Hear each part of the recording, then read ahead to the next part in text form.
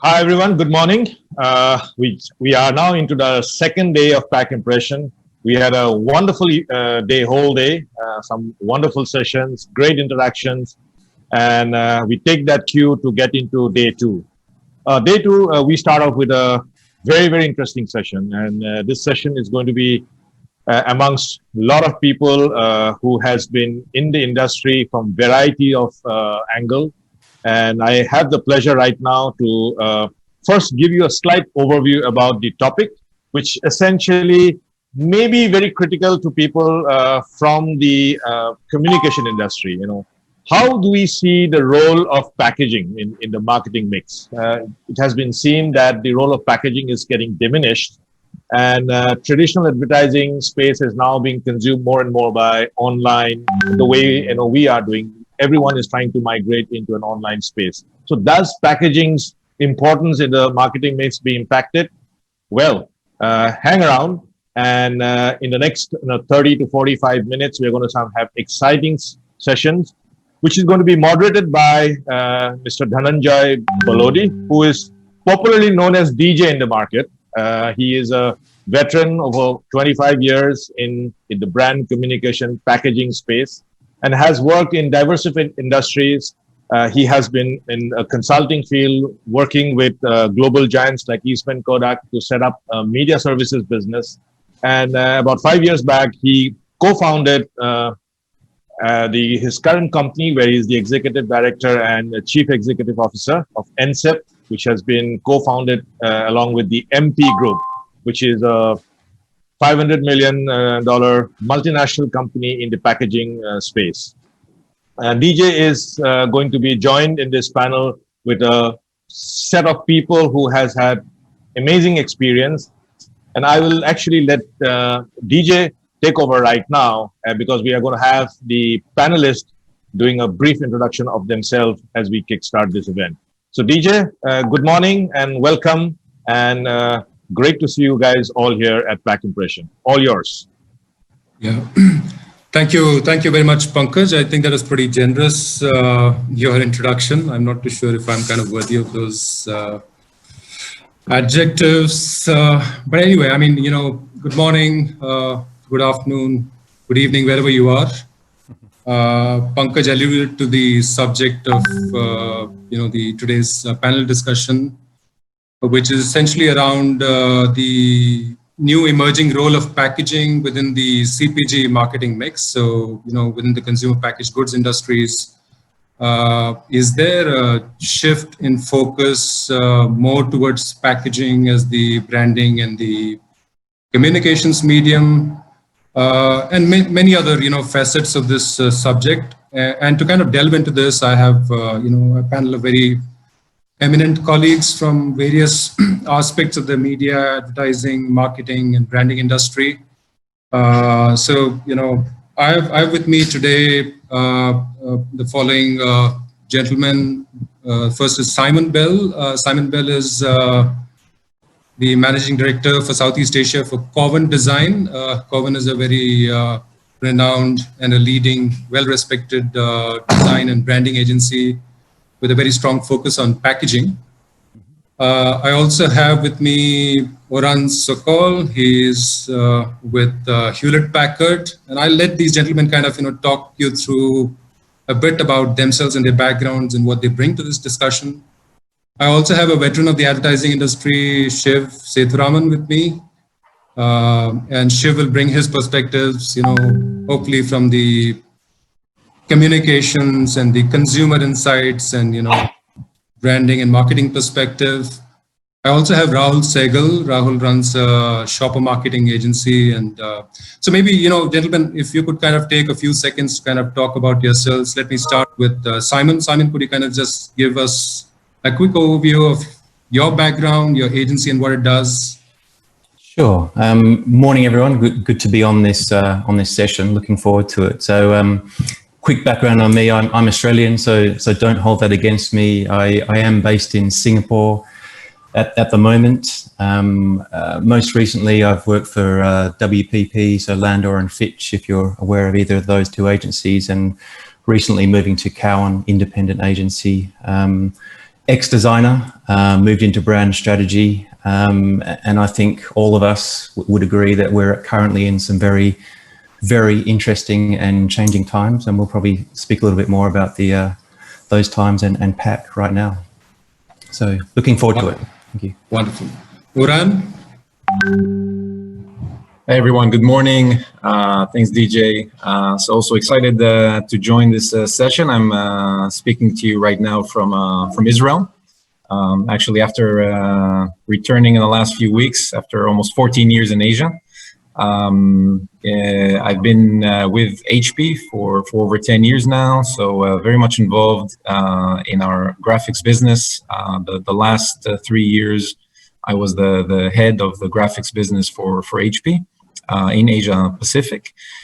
So very much involved, of course, from a vendor's perspective in the packaging space, and I will continue to do that from here. So looking forward to discussing this topic with you guys. Yeah, there's a lot, happening in the space of digital print technologies, kind of, getting into the packaging space. That'll be interesting to hear your views on that, Oran. Shiv, give us a quick introduction of yourselves, please. Sure. Morning, everyone. Great to be here, guys. Looking forward to this. I've been in advertising for the longest now. Started my career with Ogilvy, where I began in India, then moved to run Ogilvy France, where I was a managing director for about 3 years, and also ran global businesses like Nestle, Coca-Cola for Europe, Dassault, IBM, Louis Vuitton, etc. Ran a few of those when I was in France for 8 years. Came back to India to run an Omnicom agency called TBWA, where I was their India president. And then for the last couple of years of my corporate life, I ran Asia for a Samsung agency called Chael. And over the last 3 years, I've been really an entrepreneur. And only 15 days ago, I've launched my second company, which is a gig company called Together, which essentially provides advertising services through a platform for small businesses and startups. So that's a large part of the economy that I felt was underserved by the traditional ad agency setup. Absolutely. And Together really aims to service that requirement in India and globally. So fingers crossed on that venture. I'm looking forward to being part of this discussion. Some great guys to chat with, so happy to be here. Thank you, Shiv. And last but not the least, Rahul. Hi, good morning and happy to be here. I've spent close to about 12 or 13 years now specializing in the area of shopper marketing. I used to run Ogilvy's activation and shopper business in India. And I was there for about 9 or 10 years. More recently, about 2 years ago, I launched my own shopper specialist practice called FAT. Over the last 12 or 13 years, I've worked with a lot of FMCG brands in the shopper marketing space, such as Coca-Cola, Unilever, Mondelez, GSK, Britannia. I was speaking with DJ yesterday, and he asked me, how does shopper marketing really fit into the entire context of this conversation? So, while we're talking about packaging, the kind of stuff that we do is more the surround sound, around the packaging in the store. Absolutely. And that's how I'd like to introduce what I do. Thank you. Absolutely. Wonderful. That's a great way to kind of get started. So let's dive into the subject to kind of, cue the session. I'd kind of, like to kind of share a screen. So hang on, please.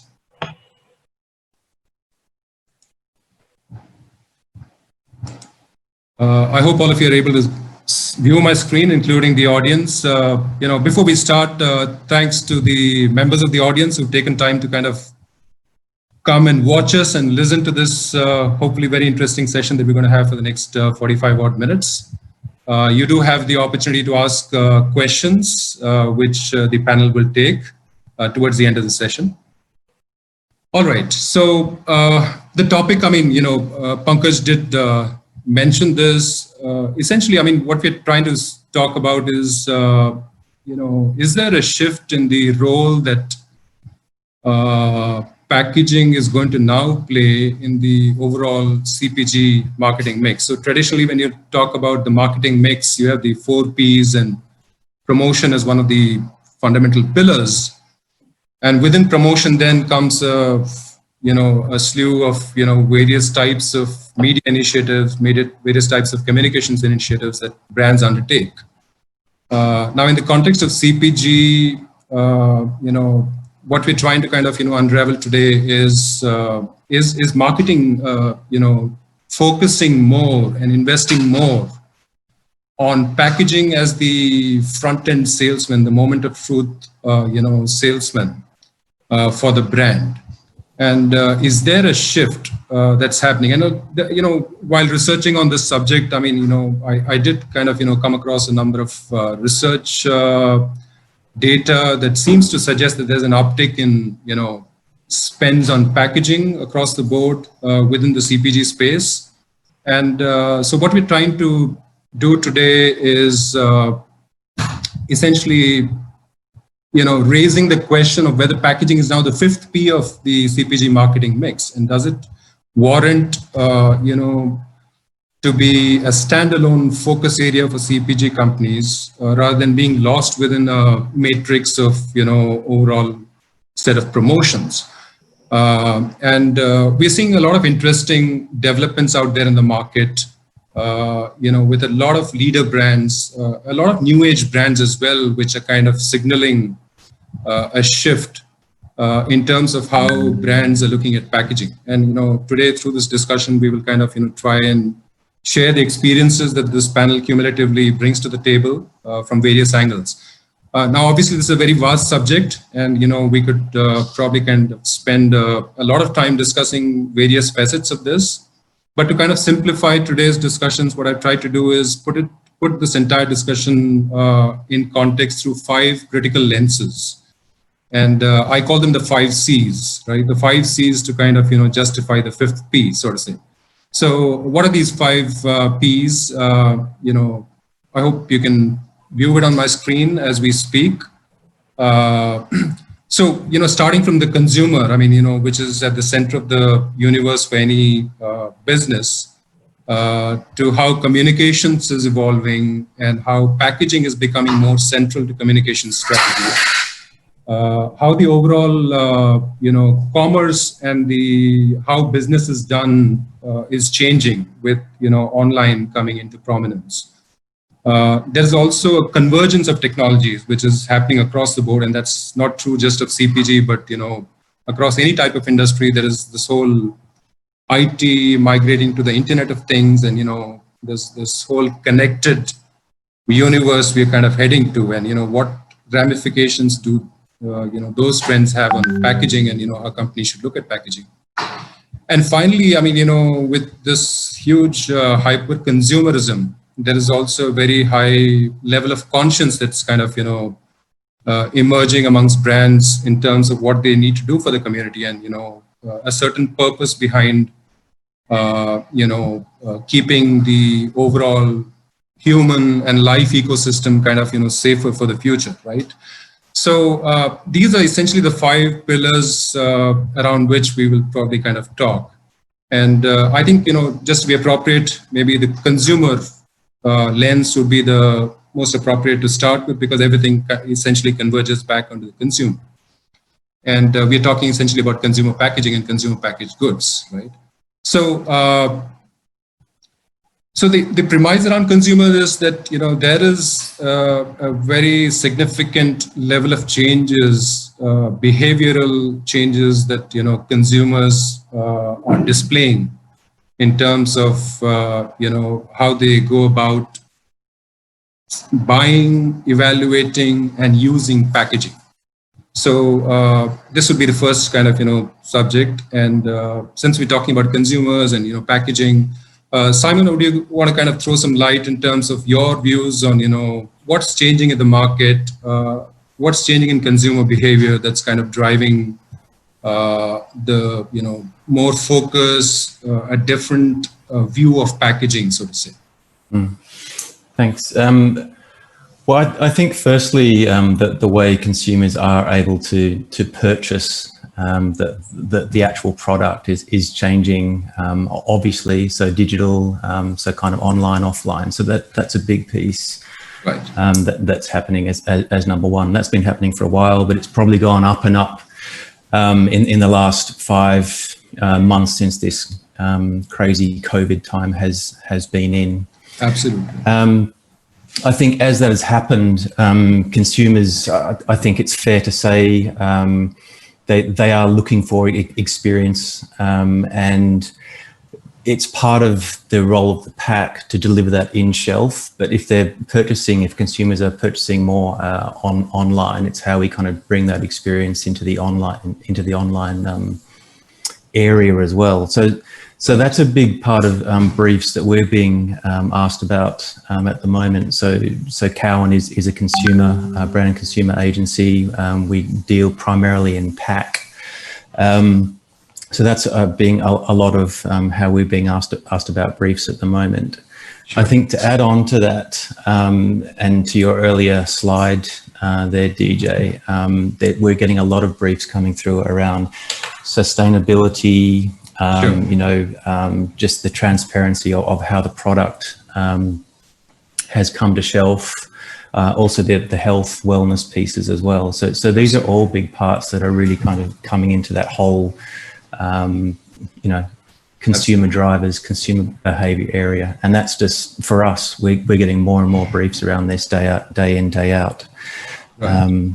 So I think that's how I'd kick off this that point. Wonderful. Right, great. Rahul, I mean, you're essentially focused on shopper marketing, so this is kind of probably sweet spot for what you do. Mm-hmm. So there are two aspects to this. One is what are consumers looking for in packaging, and second dimension to it is how are they going about making a choice of products, and how is packaging influencing that choice decision that consumers are kind of undertaking at the moment. Yeah, so I think there's no real short answer to that one. There are so many aspects to the question that you just asked, because it really depends on the and I'm going to answer this from the context of India, right. and we know that India is predominantly kirana stores and traditional trade and hole in the wall kind of stores. Right. And today, almost every FMCG brand derives about 90% of their sales from those kind of stores. When we're talking about the role of packaging, of course, the fundamental role of packaging is to protect and transport. Okay, right. The context within which we are discussing packaging is that how does packaging tell you what's inside the box? And given that context, I think that shoppers in different channels are looking for different sorts of messages. When you're in modern trade, you're looking at the pack. The pack's not just telling you, about 10 or 15 or 20 years ago, the only role that the pack had was to tell you the content of what's inside. Today, right. I think what the pack is doing is telling you the story of what's inside. Okay, wonderful. How is this product sourced, right. How is the product used, and so on and so forth. And right. Therefore, what's happening increasingly, we find, is that back of pack, and I'm loosely calling it back of pack, is actually becoming front of pack. So all those little things that you had in font size 8 about the ingredients and all of that is right. actually getting more focused, not by putting that in font size 14 and putting that front of pack, but actually taking that story and whether that's going to be through technology, whether that's going to be through the style of packaging, whether that that's going to be eco-friendly material, etc. It's all telling you a story of what this product is about. Wonderful. I think that's very, very interesting what you said. It's more about the story of what's inside than what is actually inside from product composition and technicalities, right? I mean, so what does this product do for me is what I think consumers are looking for, right? And we are all consumers as well. I mean, as much as we kind of help companies kind of bring out packaging in various ways. I think there's a heightened sense of what we are consuming today. Is it healthy? Is it good for me? Is it good for my family? Is there something unique in this which I have not kind of had before? So consumers are essentially kind of looking for new experiences at the product level. They're looking for a base level, health, benefit across the board, right? Whether it's food products or even, personal care products that you apply on your skin. Is it actually good for me? Is a very, very fundamental question that today's consumer is asking, right? And, so Shiv, your thoughts on that. So there is the traditional model of, communicating some of these attributes through mass media advertising in the past. So some of that core messaging sans the halo of, celebrity endorsements and all those fancy elements. I think consumers are cutting straight to tell me what you do for me, right? DJ, is that how you see it as well? Yeah, DJ, Shiv, DJ, will you just switch off your slides, because on the audience side, you guys are not being seen. People have come to see you guys, not the slide. Oh, all right. Okay. Sorry about that. Sorry about that. Is it better? Sorry. That's okay, Pankaj? Is that fine? Yeah. Sorry, DJ.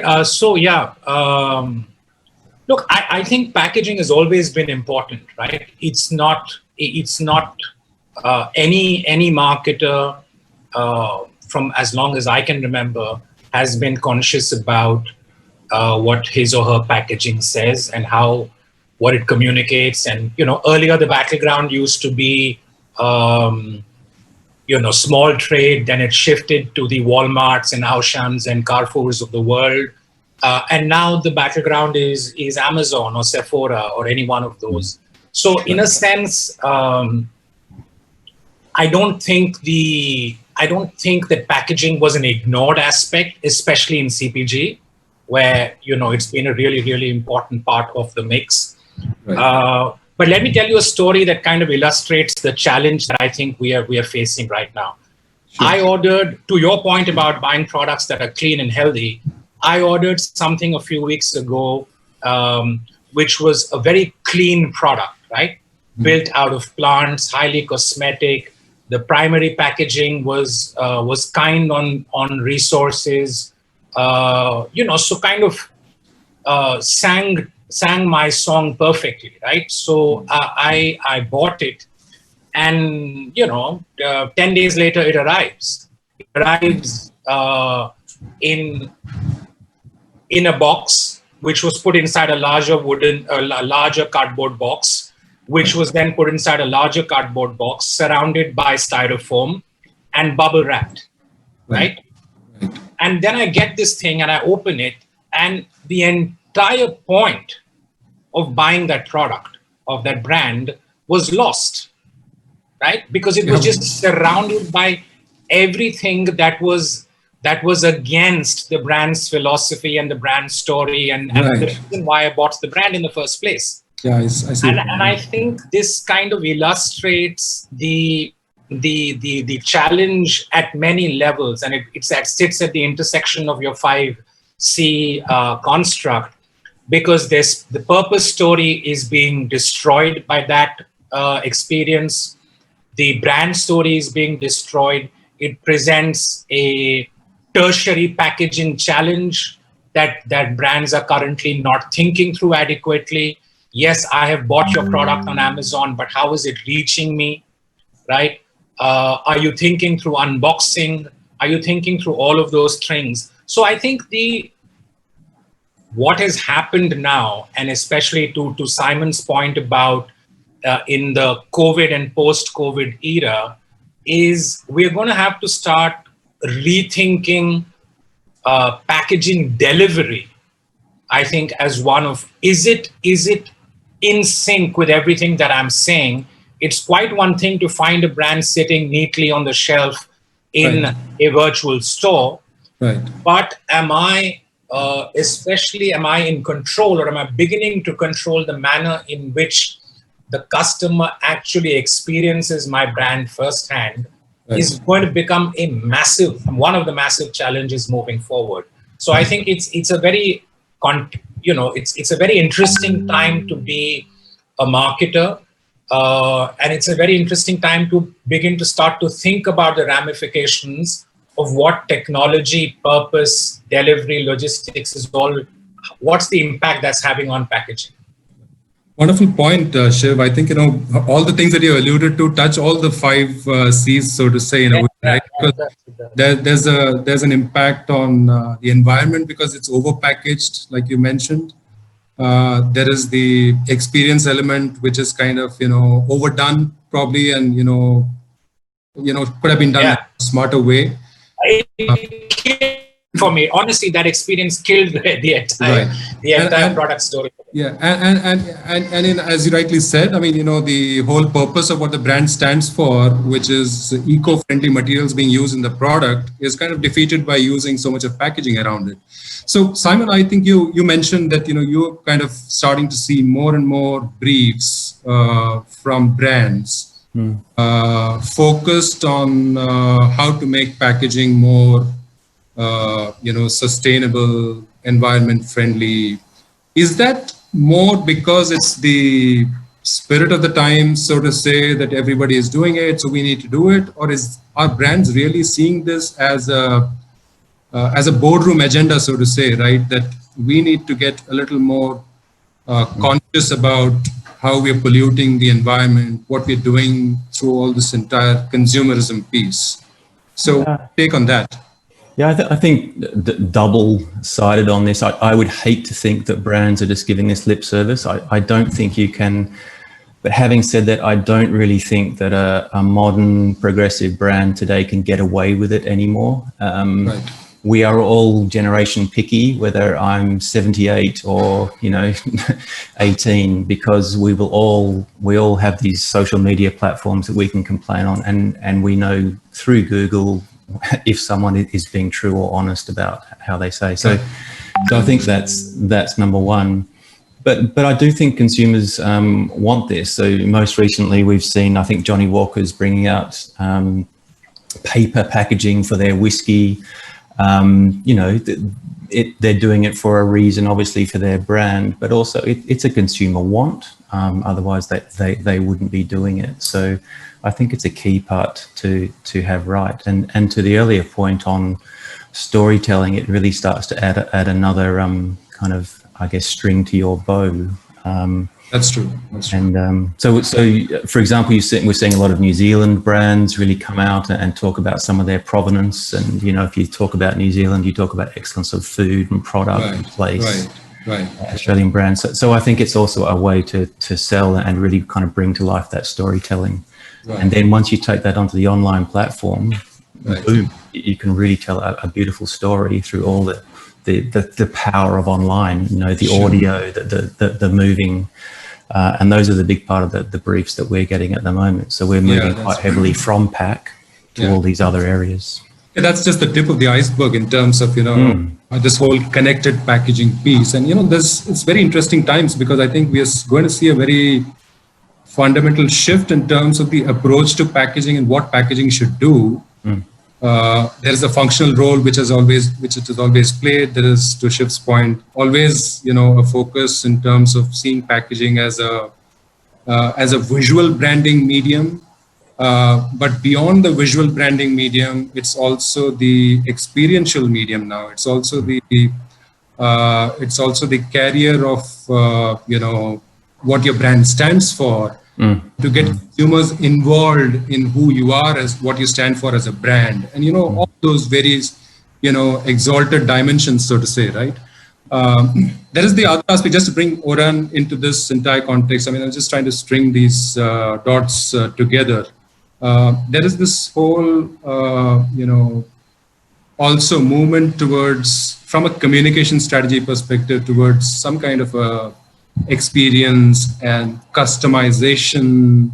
And, Oran, I mean, we know that customization of print has existed for maybe a couple of decades in the traditional, let's say, marketing collaterals and transactional print space, so to say. Are you starting to see brands kind of now looking at, technologies like variable data, how to use consumer insights, how to kind of micro segment consumers, and then kind of be able to customize pack communications, for example. I mean, are you seeing how challenging is it to do for brands? So first for us, this is it's almost like a perfect storm type thing. Everything that Simon and Shiv and the guys are talking about. What for us as a vendor, as a digital vendor, that's the essence of what we've been trying to do, the transformation we've been trying to do for many years now, the versioning, the customization, personalization, right? And I think what we're seeing today is exactly that transformation. It's not even something that we think is going to happen. It's literally happening right now. Yeah. And with all the many negative side effects of this pandemic, I have to say that this area of our business, or actually our PSPs, our print service providers business who support the brands, has gone up many times. Right? Oh, really? Yeah, okay, that's interesting. Yes, it's it was very interesting, and I'm saying this from a vendor sort of seeing the actual data coming in, everything that the guys are talking about as far obviously is healthcare and pharmaceuticals and all these areas that have become the necessity of the time. And I would say, of course, there's the pillars of the brand protection and the sustainability, security that have been there even before, and maybe are not specifically connected to online. But I would say that online specifically, as our topic today, has completely changed things, right? These as you call them, these celebrities or mini celebrities, right? That are showing a brand, and then all of a sudden there's a spike in demand. And I don't need to tell you guys, it's creating havoc as far as supply and demand for brands, and being able to be more agile as far as inventories and SKUs and time to market. Is a necessity right now for a brand. And the other aspect, maybe to end with that, is the small brands, right? Which are just seeing a surge, DJ. I mean, it's just unbelievable. We are now seeing so many small brands finding space online where the big, there was no space for them on the shelves, before. And these small brands are asking for, smaller volumes and faster time to market. It's very creative packaging. Yeah, so that's definitely. That's a really good point, that one, Oren. Yeah. So we're definitely seeing those smaller brands really fighting much harder than they have been before, and it's because of this world. So I think we'll come to that. That's a very interesting trend that's happening, and it kind of converges well with what Shiv is trying to do with trying to focus on some of these what you call startup smaller brands, and how brands are, the go-to-market essentially is kind of, changing, right? So, Oren, just kind of extend your thought. I mean, because you're a global company, I just want to bring a global perspective, because when we talk of some of these new trends, there is always, Asia seen as kind of laggards in kind of adoption of some of these trends. Or is it, so I just want you to kind of throw some light in terms of how he's seeing, is there a, is it a global phenomenon? Is it something still, restricted to the, evolved West, so to say? If you can just kind of, give us some perspective on that. Absolutely not anymore. I mean, I agree, you're right. I mean, this was historically the case, the innovation started from, Western Europe or the US, historically, and then it trickled into our neighborhoods in Asia. Not anymore, really not anymore. I would say it's not even that we're at par with North America. We're in many cases, the brands here are faster moving, more creative. So we're I definitely don't see from a global perspective any difference in that aspect. And I have to say, I'm even seeing innovation and creativity coming out from many of the regions here in Asia that are then taken by the brand to their headquarters and then distributed in the rest of the regions. Yeah. Right. I mean, so Simon, I mean, you alluded to kind of, brands kind of looking to kind of take on some of these innovations as a way to kind of create differentiation in the market as well. So are you getting asked, I mean, in the context of, let's say, within this part of the world, probably kind of you're addressing the more evolved part of the world, right? So let's say, Oceania, ANZ, Australia, Japan, maybe Singapore. Are you seeing your agency being asked to kind of, integrate some of these new developments into design? And, could you give us definitely. I think, so we're firstly looking at new materials that can use technology as part of the pack. So whereby you can, find out a story, whether it's through QR code or something more tech than that. So people can actually start to find out the story behind the pack. But there's also a collection piece that can be enabled off that. Right. I think the other piece to that, and it's kind of to Shiv's point, is that we start with pack. That's who we are, and that's what we do.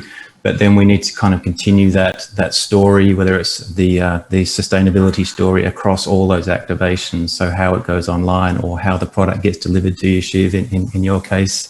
Sure. Sounds like that wasn't the experience that you were looking for. But it's certainly how we're kind of building out. So pack is definitely the starting point, and we talk about it as having hardworking assets. So if you think about a Coke, for example, they've got the red and the ribbon, but how then can you explode all those bits and pieces, those hardworking assets across all those different channels as well, but in a responsible way, such that it's true to the story that you're trying to create. Yeah, so there are a lot of new frontiers which kind of CPG brands now need to start looking at, apart from going to the traditional, give me a good looking pack, right? Which was the domain of design, so to say, right? So design is not just graphic design, right? No. Design. I mean, design is a tool, and I think you need to have a good looking pack, because if you're fighting for eyeballs on screen, it needs to firstly be good looking. But then it needs to kind of work quite hard after that in terms of all the other bits. That's exactly what I'm saying. So beyond the look at me on the shelf, it is the buy me again piece that's more critical, right? And why would consumer buy it again? Apart from, of course, great product inside, is probably the surround, which is what we're talking about. What do you stand for? Are you good for me? Was the experience of buying this and using it great? And all those various attributes. Coming back to Rahul, from a retail in-store perspective, are you seeing something different on the shelves? Are you seeing very different type of packaging on the shelf? Any observations you have to share about seeing, you spoke about, many CPG companies you work with. Are you kind of being asked to kind of message a different type of messaging on whatever you do through your point of sale activations and, other stuff? The short and very honest answer to that is no. Right. Okay. The reality is that most of the innovation, if you look at where the innovation is coming from, and a lot of you are mentioning that as well, the innovation is coming from the smaller guys, from the startups. Right. Okay. The innovation is coming from, there was a time about 10 or 12 years ago when we'd find these brands which were modern trade only brands. You would not find them in general trade. And you would typically find that these brands were more innovative in terms of, even if I just quote one of the, a good example in the case of packaging would be paperboard. It disrupted, interesting packaging. For the longest time was a modern trade only brand. Now we've reached a situation where you have internet only brands, and these brands don't exist anywhere in the offline space. They don't exist in a single modern trade store. And if you track categories such as cosmetics, beauty care, personal care, foods, these categories, you will find that there are, I would not be exaggerating if I were to say that there are 1 or 2 brands being launched every single day out of somebody's kitchen, not out of a factory, out of somebody's kitchen. Right. There's jute packaging, there's There's a personalized packaging. I get coffee which has my name handwritten on it. So a lot of that has started happening, right? Those models, given the very nature of that business, are not scalable. You can't be writing everybody's name, and you can't be doing jute packaging at absolute scale, right? So the innovation tends to come from the smaller players. Most of these smaller players today are not available on shelf. They're available on the digital shelf. And therefore, to come back to your question, no, I am still not seeing brands coming in and saying that, can you appeal to the collective, if a brand were to appeal to the collective conscience of the society in a country like India, they would start with advertising. They would not start with the shelf. And if they were to start with, I don't think we've reached, I don't think businesses, in large businesses and large populations in India have reached a point where the thinking converges to say that good business is also good for business. Right. Hey, I want to bring you back into the... Sorry, Simon, were you saying something? No. Sorry, okay. Shiv, I just want to bring you back into this. I mean, because Rahul alluded to, brands would kind of default to using mass advertising to kind of, promote that particular cause, of being socially conscious. And that's exactly the point of this whole discussion, is that would brands rather invest in extending their packaging and living that purpose than, using Hawa, so to say, or, just sorry to use the phrase, but, more of, ambience creation, so to say, than living that purpose, through advertising. And what do you have to say about this? I mean, so as a marketer, as this thing, I mean, if I had $100 and I had this purpose to kind of, message and communicate to the consumer, would I rather change my packaging and put another $2 each on every pack out to make that happen in real? Or would I just talk about it, saying that we are kind of environmentally conscious and things like that? I think the answer to that is you get caught out, right? It's not mutually exclusive in the sense you can't do one and not do the other, because in the world that we live in, you tend to get caught out really, really quickly. If you do, and one of our, at the risk of naming names, Unilever is a great example, right? Where they changed the name of their brand and did precious little else. And there was a backlash. There was a backlash where people said, look, that's just, virtue signaling and being woke without actually doing anything about your products. Yeah, or at least that's the general perception that the consumers... Yeah, so I think I don't think you can get away with it. Yeah. And you may have been able to get away with it 10 years ago. Right. But today... to the point that I think Simon, Orkan, and Rahul, all three were making, one of the modern diseases of the startup world is this word called scale, right? And everybody seems to associate scale with necessarily being a good thing. And I think a lot of the brands that I have experienced in the last year or so are quite the opposite. They have the absence of scale.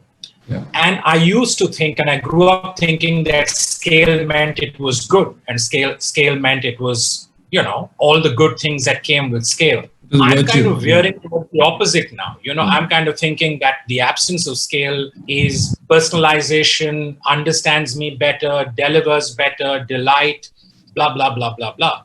Right. So I think we are going to see a very interesting David versus Goliath story, where Goliath is no longer just armed with a slingshot, but actually has a laser gun in his hand. So I think all the things that you can do because you're small and focused and have a laser sharp purpose and ambition and audience is something that the bigger brands cannot do. Yeah. And, that's very good for competition, and that's very good for consumers at the end of the day, because I'm getting products that are designed to me, that talk to me, that arrive with my name on it. Yeah. And I'm no longer thinking, oh, that's some two guys and a dog in a garage making it, and therefore they mustn't be good. I'm thinking they must be really, really good, which is quite the opposite of the way I used to think maybe 15 years ago. True. So that is a fundamental shift. So the acceptance of small being good and innovative and popular is rooted in this idea of community and tribes and smaller consumption cohorts and all of that, right? Which goes against a mass CPG kind of thing. So, it's one of those things to think about. Yeah. One of the We got several questions, so we need to be mindful of the time. But we have, it's a very, very interesting session. Yeah. And we have a gap, so I'm extending this session if it's okay with everyone. Because Wonderful. everyone. Yeah, sure. I do have a couple of. Extend it by another 15 minutes. Wonderful. That'll be great. Okay, super. It's fine with you, gentlemen. Yeah. So Rahul, I just want to bring one other, because it's an interesting point you made about, a lot of innovation happening within these smaller, so-called digital-only brands, right? One of the other things I came across, researching was this report by what is called the IAB, the Interactive Advertising Bureau. So I think all of you gentlemen should look at that. An extremely, telling research piece. It talks about this whole, direct-to-consumer kind of an approach. I mean, some of these.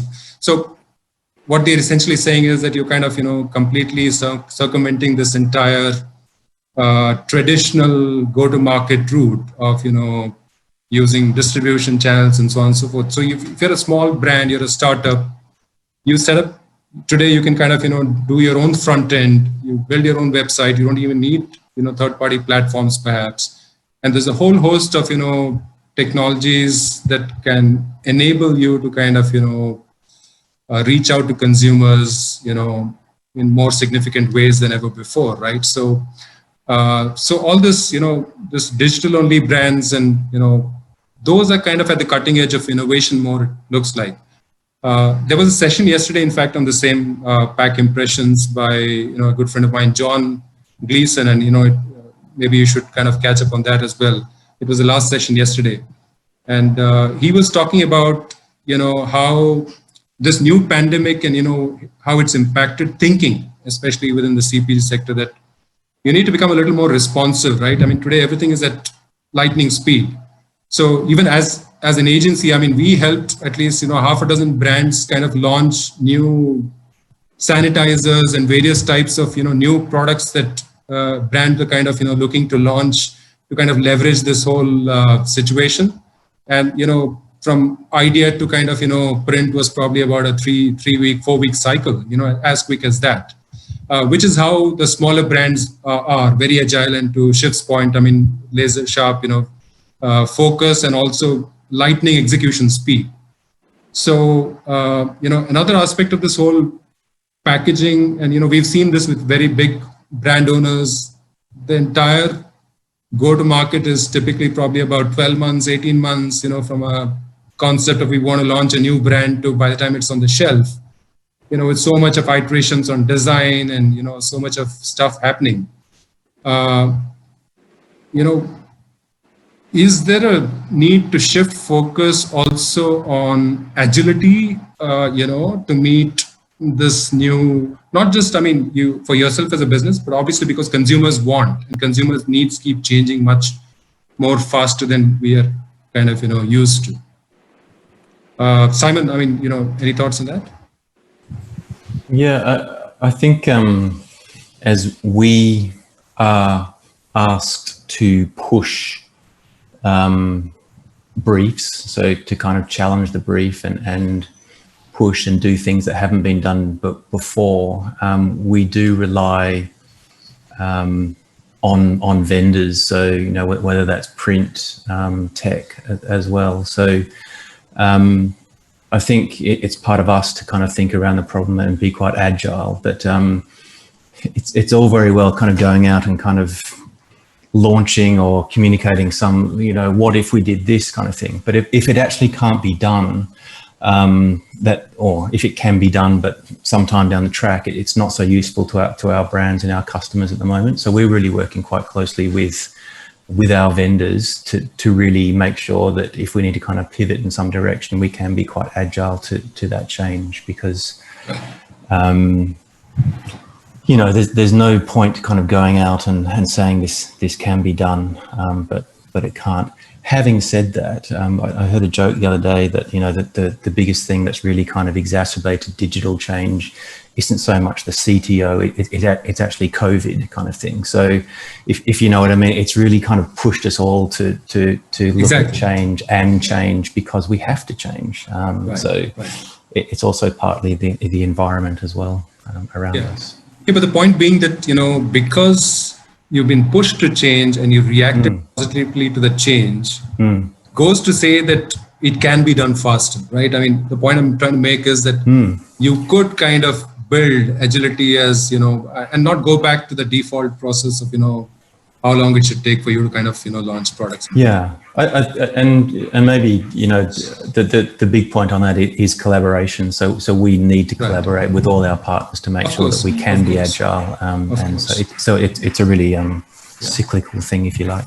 Yeah, and of course, I mean, that's where probably kind of, you know, Oran and, you know, what they do, HP and things like that comes into play, right? Because you could kind of execute ideas faster because of print on demand and, you know, all those various new things. And if, you know, digital print kind of catches up in the packaging space and can do what traditional print processes can do, then I think it solves a whole lot of these challenges for brands.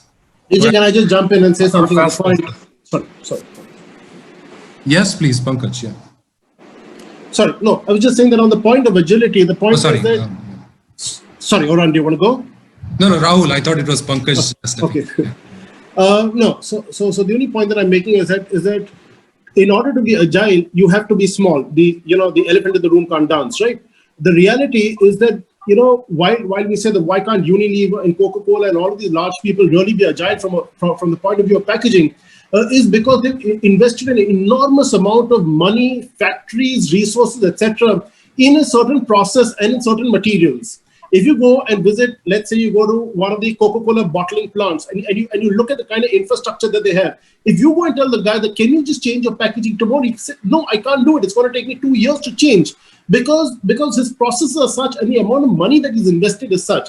You look at a smaller guy, the smaller guy comes in and he says, I'm going to, you know, I can do whatever I want to because my initial batch run is of 1,000 bottles.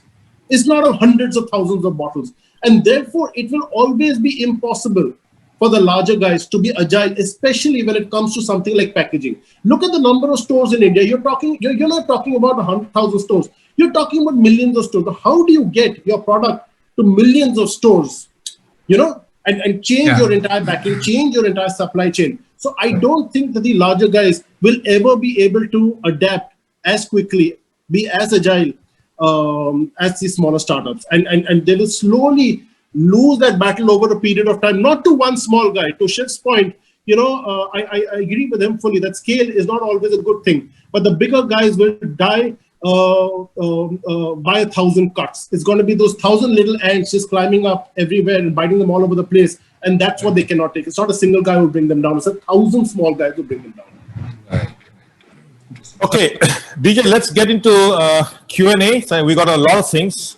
Oh, right? Okay, sure, yeah. Unless you want to summarize, and then Yeah. So, you know, I think we tried touching on various aspects of this, and then, you know, I'm sure there is, you know, much more to kind of, you know, discuss and debate in a 45-minute, 1-hour session. I think that's the max we could have done. I think we made a fair attempt. I think the audience would have a few questions, maybe some things that we have missed. Yes, very interesting. Maybe, in fact, what I'll try to do is I was very keenly going through the whole session. The way I would summarize it, few things which are coming up very, and it seems like there is some business collaboration going to happen between Shiv and this and that, because it's where the small brands are really going to open up. Maybe HP investing in Shiv's company said, okay, let's all do, you know, packaging. These are the kind of opportunities which really happens in forums like this. I see it's music to the ears when you start seeing smaller brands coming up, as Rahul was saying. it's going to be something like the big brands are going to be sliced out by smaller, beautiful, small brands. And I won't be surprised when you start seeing a lot of beeras coming out with customized cans of beers out of every locality. So I think times are going to be very, very interesting as we see it. So I think that one trend is coming up. There's a question from John. In fact, I think John is in the audience. So he says, as you explore what consumers want in products, services, and experiences, what impact or changes are you seeing in consumer desires and behaviors as a result of the various pandemic circumstances? Maybe Oran, you would like to try that? Because you said a lot of Asian brands are being more agile, coming up and showing the Western counterparts. What changes are you seeing in consumer desires because of this pandemic situation? Yeah, well, we're seeing, first of all, it's just it's a sort of an Amazon effect, as we call it, right? The time to market. It's just creating. By the way, this is for MNCs as well. Again, I don't see this as the end of Carlsberg, even though a lot of craft beers are coming up. Yeah, you know what I mean. So it's yeah. So I wouldn't be as somber about the big brands, but I do agree that they would need to change things quite quickly. Our fastest growing company is a company called ePack. I don't know if you've heard this name. It's a company that didn't exist 5 years ago. They only cater to the smaller brands, because the big brands, or big brands from my perspective, the big printers, this was a segment that was never catered to. So this company only caters for the ones running the smaller run lengths. And now during this pandemic, we're just seeing this is exactly the model that worked. The model where you have online presence connected to an offline presence. And we're seeing a real spike in the number of SKUs that's being delivered. We're seeing a spike in the distribution. So from our perspective, we've seen almost around 24% of the jobs now being less than 2,000 meters run, right? Versus a volume of 1.2%. Meaning, if you understand what I mean, it's the amount of jobs is 24% versus a volume which is small. So that means the amount of SKUs is just exploding, right? So, yeah. Wonderful. I would like to bring yesterday as one of the session where there was a study which was done by Kantar on consumer behavior. And since we're talking about Kantar, consumer behavior here, a very interesting thing came up, which says that this is basically in South Asia, where packaged goods, their volumes are going up. Consumers are starting to look at buying packaged goods rather than, this is not for all categories, for certain categories where they were buying loose, like vegetables or groceries, where they were buying loose, which is a phenomenon in India. I think more like tea and maybe tea and those kind of stuff. My question comes around that.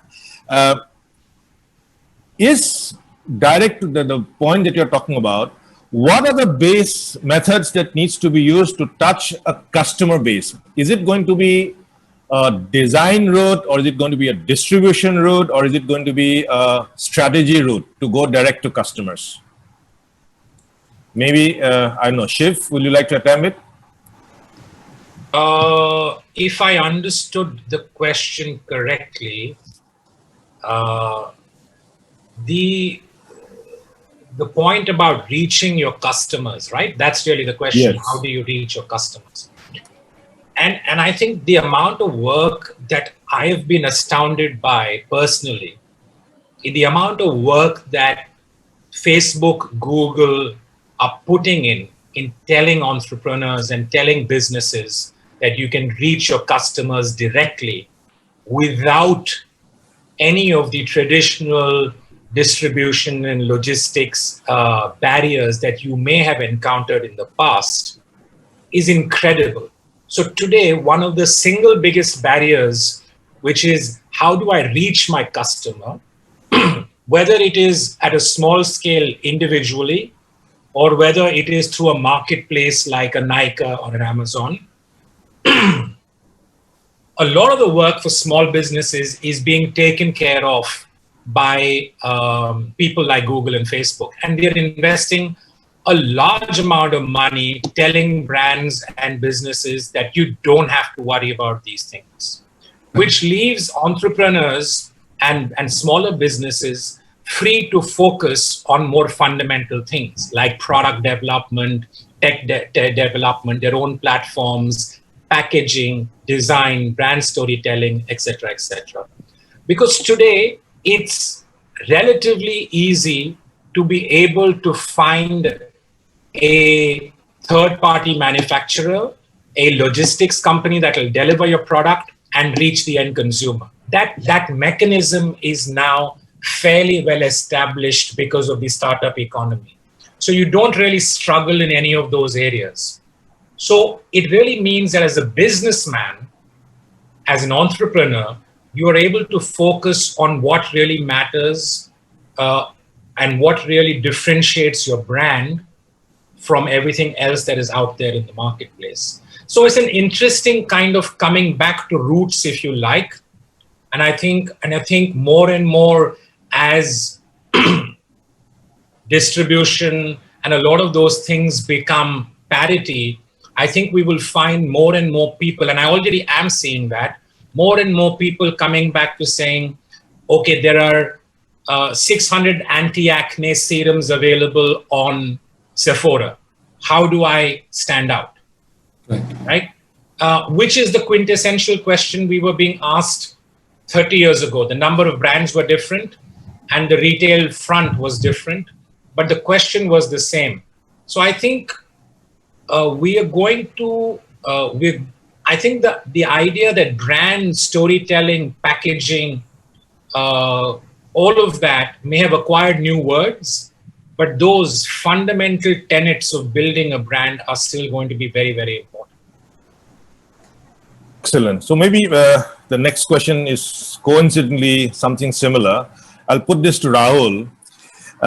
So when you look at modern trade, and we all looked at saying that the modern trade businesses are not that agile because of their so-called inertia that you have in their business systems to be able to counter how, let's say, a small brand comes and creates the differentiator. But the brand has to succeed, right? So how does a brand break the clutter, right, to be shining out in that whole shelf space? That's what they're doing, what they should do.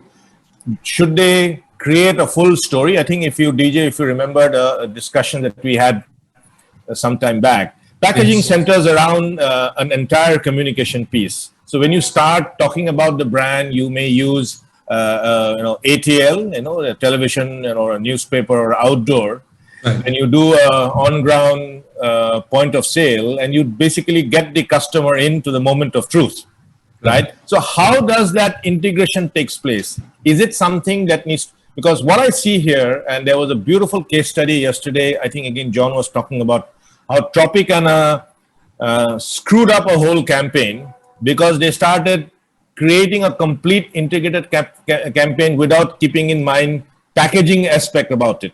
So how do you make that integration done? Because packaging is so specialized, but at the same time, it needs to be integrated to the overall communication. So because shopper marketing is the moment of truth. Yeah. So again, we need to contextualize this in terms of, the kind of discussion that we're having over here is for a fairly evolved consumer. 99% of the country will still go and buy your regular brands, which are not necessarily good for the environment, which are not necessarily good for them, which are not necessarily superior products, right? If now for a brand to be able to succeed, they have to look at it shopper set by shopper set and retail channel by retail channel. Now, if you went into a fairly high-end store like Food Hall, and you looked at a regular brand like Tropicana, for example, and I'm only quoting Tropicana because that's an example you just gave. Now, if you look at Tropicana and if you look at their market share across the juice category, and you look at them competing with a raw pressery, you also look at them competing with a little fresh sugarcane juice kiosk inside food hall. And you look at the market shares over there, and then you look at the market shares in, let's say, a value hypermarket format like a big bazaar, and then you look at the market shares in, let's say, general trade, and you will find that the market shares are basically different. And this is fundamentally different because of the type of shopper that's coming and shopping, and the type of environment. That's right. So therefore, the strategy that brands need to adopt, it cannot be one size fits all. Unfortunately, scale does not allow for sensible customizations, and therefore we find that in 99% of the cases, a specific brand will use pretty much the same communication across, from all the way from Kashmir to Kanyakumari. From maybe the communication might be a little different, modern trade versus general trade, but across all modern trade is going to be the same, and across all general trade is going to be the same. I mean, barring some language translations and copy differences, but that's about it. But for brands to be able to succeed, this battleground has to be, this war can be won battleground by battleground, and by that I mean shop format by shop format, shopper profile by shopper profile, and that is what we try and advise clients on, and that's what we try and help clients with, to say that your strategy for a specific type of dominant shopper profile in a specific retail environment needs to be different and like this. You can start talking environment and what you're doing for the environment, etc., in a store like Food Hall. If you did the same thing, unfortunately, I think 10 years from now the situation may be different. But if you started speaking environment and what you're doing in the area of CSR, etc., and programs like Shiksha, and if you started doing that in maybe smaller stores with not very evolved shoppers, your results may be a little different. Excellent. So therefore, what do you say where? Okay, so Oran, this is a question for your R&D. Okay, what is the new technologies for personalized prints, gifts customization, and why aren't big manufacturers launching small footprint printer which can support small businesses? This is someone called Nikhil Raj. Smaller Indigo. Smaller Indigos, smaller in the sense of I'm just quoting, maybe, since we do not have a live question to ask, maybe he's asking about maybe more affordable kind of a machine which can do packaging for smaller businesses, something like that. So we have, again, without going into the specific technologies, there's obviously a wide range, a wide portfolio, and it's actually increasing all the time. I would say that a huge amount, it's not surprising to you, a huge amount of our innovation comes from pretty much the people on this call, mostly the PSPs, but also from brands, and part of the technologies that were also introduced this year fits that as well. We're seeing interesting, again, back to the pandemic changing the world thing. We are seeing a lot of because of the demands coming from the brands to our printers that are changing. We're also seeing our printers expanding into various other segments, and I think having the right technology, the right digital technology, which is not just the product, but it's the entire solution of the preprint and the postprint, actually provides more agility and allows printers who were once doing only maybe labels are now also doing flexible packaging or even moving into general commercial printing and so on. So I would say, again, just if I understand the question correctly, I would say there's a wide breadth of different technologies, and it really depends on what the printer is looking for and which segment he's trying to get into. Maybe he should get in touch with you to find the right machine. I'll be happy. This is, I think this is DJ's colleague, Vineet. This is directed to Simon. So what is the role and future of augmented reality in packaging, especially for developing economies? Do you see a role of AI and VR in packaging? It's a good question. We We are getting inquiries on this. To be honest, and hand on heart, I think it's going to play a role going forward. I think that the degree to which it plays a role is kind of unknown at this stage. But what I would say is there's certainly briefs out there that we're working on that with some brands that are really looking at the power and what this can actually unleash for these brands and these packs on shelf as well. So it's a fluffy way of answering that question, but it's going to play a big part. I fully don't know the answer to that question in how big an impact it's going to have, though. So it's more like a work in progress? I'd definitely say work in progress. Definitely say work in progress. That's a better way to answer it. Thank you. Excellent. That was just checking if there's any other question. No, I think that's it. So thank you, gentlemen. It was an amazing session. I think great start to the second day. I really thank you, really taking time out of a busy schedule to be part of this event.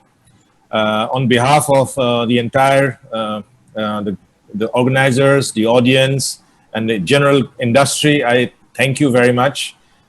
Thank you, DJ, for taking the pains to prepare for it. Oran, I think must have come very early for you. And Simon, thank you very much. Rahul and Shiv. Wonderful session. I look forward to you. The session is when you log in today, you can see, you can go to your session, you can download from the briefcase, you can get the entire recording. Okay. Yes. Today itself, tomorrow, it will be the daily session. Then from Sunday onwards, the entire event is going to be archived on the net through the link for 7 days. So it was great. I hope you had a good experience, and wonderful. Hope to see you guys sometime, somewhere soon. And especially DJ, I haven't caught up for 6 months. Yeah, I know. We need a drink, man. Great, guys. Travel. Thank you very much. Yeah. Thank you, all of you. Bye-bye. Bye. Take care. Bye. Thanks. Thanks, everyone. Thanks, DJ.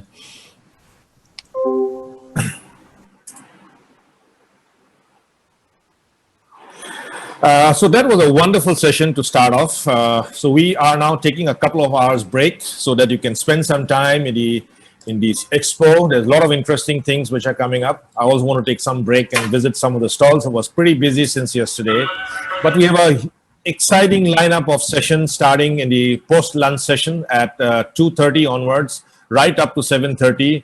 Amazing sessions which will talk on trends, technologies, strategies, and I would welcome all of you to join us back post-lunch at 2:30. Be there around 2:15 or so, and we hope to have a great afternoon and evening ahead of us. Thank you, and see you soon.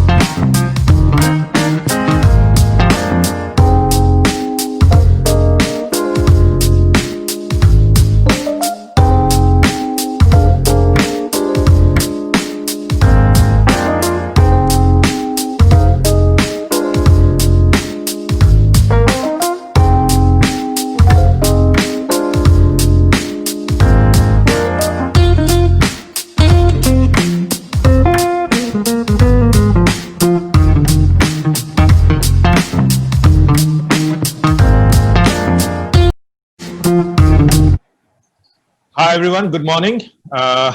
We are now into the second day of PackImpression. We had a wonderful whole day, some wonderful sessions, great interactions, and we take that cue to get into day two. Day two, we start off with a very, very interesting session. And this session is going to be amongst a lot of people who has been in the industry from variety of angle. And I have the pleasure right now to first give you a slight overview about the topic, which essentially may be very critical to people from the communication industry. You know, how do we see the role of packaging in the marketing mix? It has been seen that the role of packaging is getting diminished, and traditional advertising space is now being consumed more and more by online. The way we are doing, everyone is trying to migrate into an online space. So, does packaging's importance in the marketing mix be impacted? Well, hang around. And in the next 30 to 45 minutes, we're going to have exciting sessions, which is going to be moderated by Mr. Dhananjoy Balodi, who is popularly known as DJ in the market. He is a veteran of over 25 years in the brand communication packaging space and has worked in diversified industries. He has been in a consulting field, working with global giants like Eastman Kodak to set up a media services business. And about 5 years back, he co-founded his current company, where he is the executive director and chief executive officer of Encept, which has been co-founded along with the MP Group, which is a $500 million multinational company in the packaging space. DJ is going to be joined in this panel with a set of people who has had amazing experience. And I will actually let DJ take over right now because we are going to have the panelists doing a brief introduction of themselves as we kickstart this event. So DJ, good morning and welcome, and great to see you guys all here at PackImpressions. All yours. Yeah, thank you very much, Pankaj. I think that was pretty generous, your introduction. I'm not too sure if I'm kind of worthy of those adjectives, but anyway, I mean, good morning, good afternoon, good evening, wherever you are. Pankaj alluded to the subject of the today's panel discussion, which is essentially around the new emerging role of packaging within the CPG marketing mix. So within the consumer packaged goods industries. Is there a shift in focus more towards packaging as the branding and the communications medium, and many other facets of this subject? And to kind of delve into this, I have a panel of very eminent colleagues from various aspects of the media, advertising, marketing, and branding industry. So I have with me today the following gentlemen. First is Simon Bell. Simon Bell is the Managing Director for Southeast Asia for Coven Design. Coven is a very renowned and a leading, well-respected design and branding agency with a very strong focus on packaging. I also have with me Rahul Saighal. He's with Hewlett Packard, and I'll let these gentlemen kind of talk you through a bit about themselves and their backgrounds and what they bring to this discussion. I also have a veteran of the advertising industry, Shiv Sethuraman, with me, and Shiv will bring his perspectives, hopefully from the communications and the consumer insights and branding and marketing perspective. I also have Rahul Saighal. Rahul runs a shopper marketing agency. And so maybe, gentlemen, if you could kind of take a few seconds to kind of talk about yourselves. Let me start with Simon. Simon, could you kind of just give us a quick overview of your background, your agency, and what it does? Sure. Morning, everyone. Good to be on this session. Looking forward to